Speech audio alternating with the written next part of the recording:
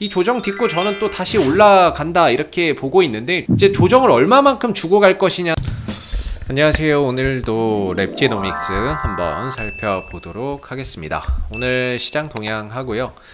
관련주 이슈해서 뭐 나온 거 있는지 한번 같이 이야기해 보도록 하겠고요. 오늘 1%대 하락 흐름들을 보여주고 있는 상황인 것 같아요. 뭐 이렇다는 거는 오늘 시장에서 어떤 이제 관심을 크게 받지 못하고 있다라고 볼 수가 있겠고, 아시다시피 뭐 진단키트 업체죠. 네, 진단키트 업체가 되겠고, 최근에는 이제 사업 영역을 확장하면서 신약 개발 회사로의 어떤 이제 사업 영역 확대와 그 다음에 이제 다가 백신의 개발까지도 지금 추진을 하고 있다 보니까 이런 부분들이 최근에 어떤 이제 기대감적인 요소로 주가를 또 끌어올리는 하나의 이제 모멘텀으로 작용을 했죠. 그래서 랩지노믹스는 진단키트에서 발생하는 어떤 이제 실적적인 부분들도 상당히 탄탄하지만 사업 영역 확대에 따른 어떤 기대감적인 요소도 계속해서 또 우리가 이제 긍정적으로 볼 수 있는 부분인 것 같고요.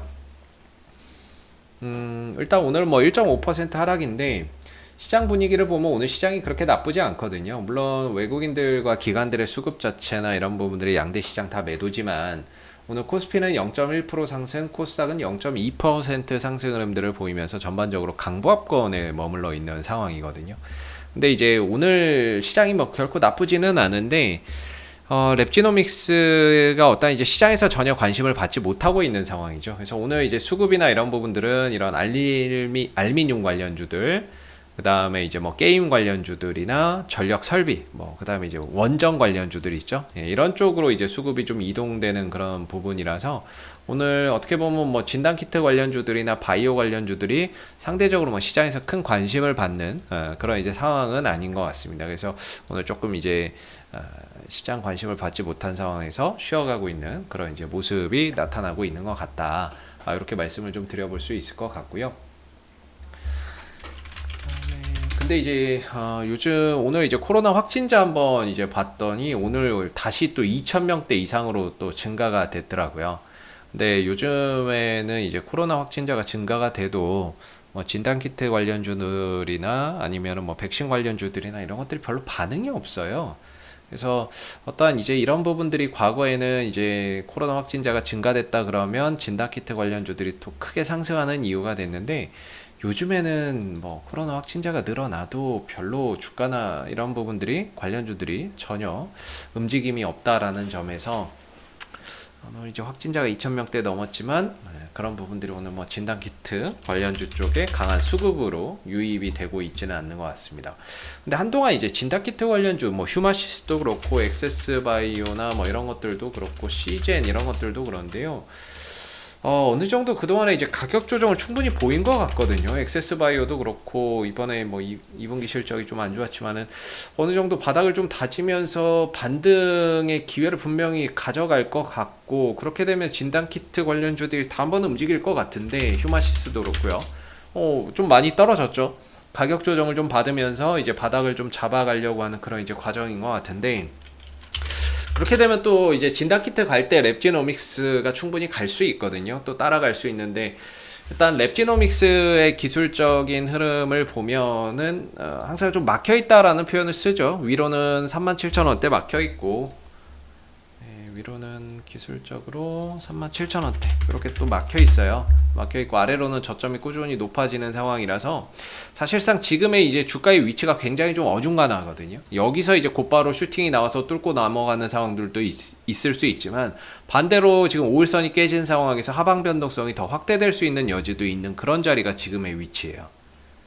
그래서 지난번 상승에서도 역시나 이제 37,000원을 돌파하지는 못했고, 그리고 나서 이제 추가적인 매수세가 없다 보니까 주가나 이런 부분들이 좀 밀리고 있는데, 조정은 나오고 있지만 전혀 뭐 이렇게 크게 걱정할 만한 조정은 아니다. 저는 이렇게 생각이 드는데요. 일단 거래량이 안 나와요. 주가나 이런 부분들 자체가 좀 빠지고 있지만 거래량 자체가 안 나온다는 거고요.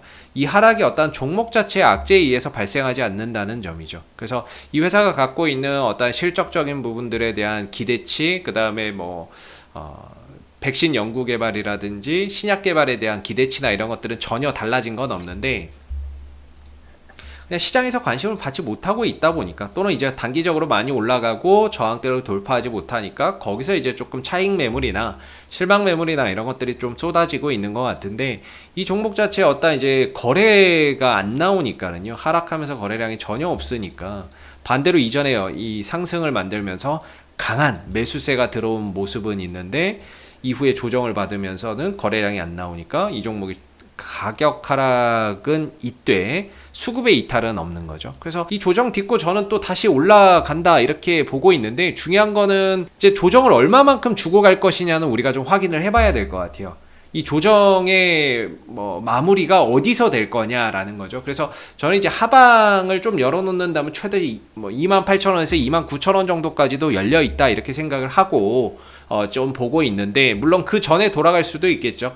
예, 그 전에 돌아갈 수도 있지만은 최소한 양보 하나는 떠봐야 돼요. 여러분들 최소한 양보 하나는 좀 떠야 어느 정도의 이런 이제 바닥에 대한 기준을 좀 잡아보는데, 양보 하나 없으면은 어떤 기준을 잡기가 되게 어렵습니다. 제가 예전에도 리뷰 영상 찍으면서 랩지노믹스 이 타이밍에 이게 나오면서 이게 상승 잉태형이다라고 표현을 했거든요. 여기 있네요. 상승 잉태형이다 표현을 했는데, 이런 것들이 나와야 최소한의 상승 전환 캔들 패턴으로서 하나의 기준을 잡을 수 있어요. 그때 여기에 딱 기준 잡고 요거 안 깨지면 홀드인 거죠.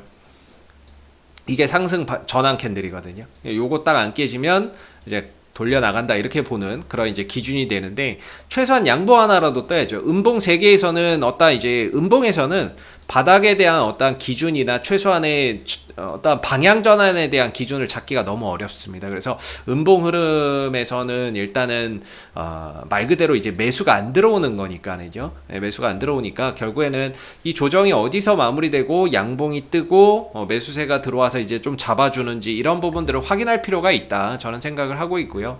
그런 차원에서 오늘도 다소 좀 쉬어가고 있는 가운데 올선도 깨졌고 음봉의 흐름들이다 보니까 조금 더 관망을 하면서 하방이 어디서 좀 잡히는지, 하락이 어느 정도에서 마무리가 되고 저점에 대한 시그널이 나오는지를 시간을 두고 조금 봐야 될 것 같다. 다만 이 랩지노믹스가 가고자 하는 어떤 이제 방향성이나 이런 부분들은 여전히 견조한 이런 상승 기조를 잘 이어나가고 있고요.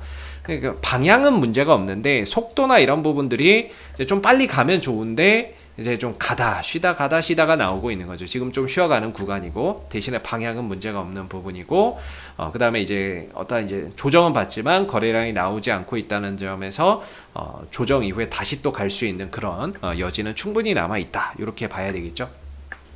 그래서 당분간은 계속해서 위로는 37,000원대의 저항대를 두고 있다라는 점, 밑으로는 28,000원대 후반 29,000원대에서 좀 지지 구간을 좀 두고 있다라는 점에 하나의 기준을 두고 내려왔을 때, 또는 저항대를 돌파했을 때 어떤 이제 대응 전략이나 이런 부분들을 세워볼 필요가 있다라고 생각을 하고요. 저는 만약에 이 구간을 넘어간다 그러면 37,000원을 넘어간다 그러면 돌파 이후에 눌러줄 때가 타점이 될 수 있다라고 생각을 하고요. 만약에 여기서 내려온다 그러면 추세 때 하단에서 상승 전환 시그널 나오면 한번 접근해 볼 수 있는 그런 이제 저가 매수의 기회가 될 수 있다, 이렇게 생각을 하고 있습니다. 그래서 아직까지는 조금 관망을 하면서 저점 시그널이나 반등 시그널이 나오기를 조금 더 기다려 봐야 될 것 같다라는 생각이 들고요.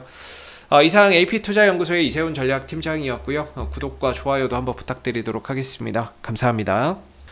그리고 네이버에서 AP투자연구소를 검색하시면 웹사이트 상단에 AP투자연구소 홈페이지 링크가 나옵니다. 클릭하시게 되면은 AP투자연구소 홈페이지로 접속하실 수가 있는데요.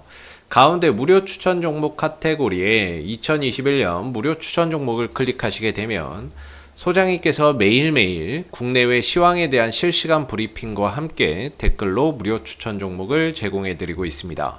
하나 눌러서 들어가 보게 되면요, 댓글 리딩은 아침 7시 56분부터 시작이 되었고요.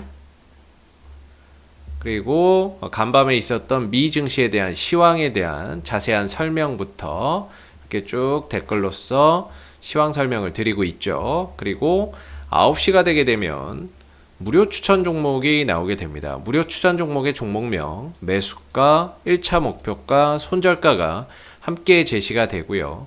주가가 상승하면 상승하는 대로의 장중 댓글로서 리딩을 계속해서 드리고 있고, 또 하락하면 하락하는 대로의 리딩을 또 계속해서 해드리고 있기 때문에 이 무료 추천 종목이 필요하신 분들은 많은 도움 받아가시면 좋겠고요.